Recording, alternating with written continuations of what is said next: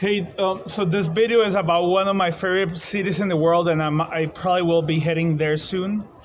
It's Berlin, and I think Berlin is really one of the most liberal places in the world right now. And I'm gonna do a video about it, especially because I heard there's a professor that is actually visiting there from my college education in Costa Rica. So I think if you look at like Europe, here's Britain,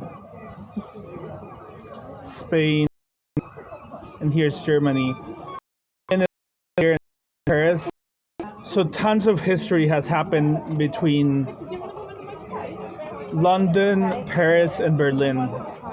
And Berlin is actually an extremely interesting city. If you look at the history, I mean, London was conquered by the Romans, and I think the Romans were around this area. I don't know if they got all the way to Berlin, but there was a famous river where they were defeated several times. So, north of this northern area was actually part of Germanic tribes. So this area has been part of the Prussians and the Germanic tribes for a long time, and barely has ever been conquered, aside from the two world wars where Germany lost the two world wars. So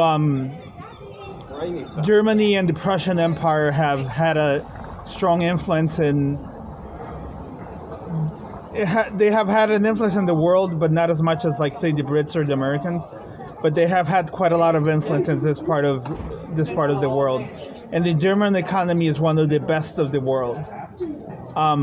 So for all those reasons, Berlin is quite an interesting place. And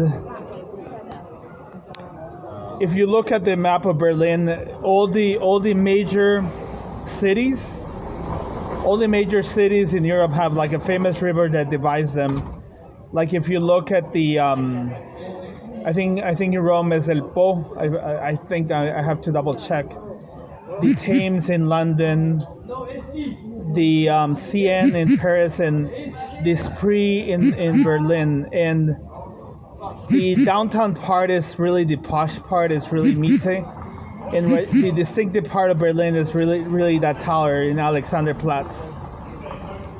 And the center is definitely very posh. It has all the startups. Is quite an interesting area.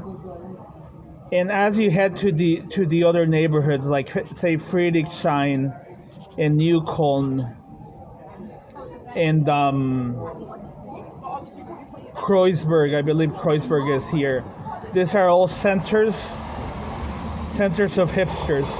Friedrichshain, Neukölln, and Kreuzberg are really like the hipster areas, and they're very relatively cheap, and there's a lot of like punk rock, there's a lot of hipsters, there's a lot of abandoned warehouses, there's a lot of squatters, and there's a lot of homelessness in this areas, and it's actually very cheap. And the cool thing about Berlin is that, as opposed to London, London is actually very cool as well, where the government is not really.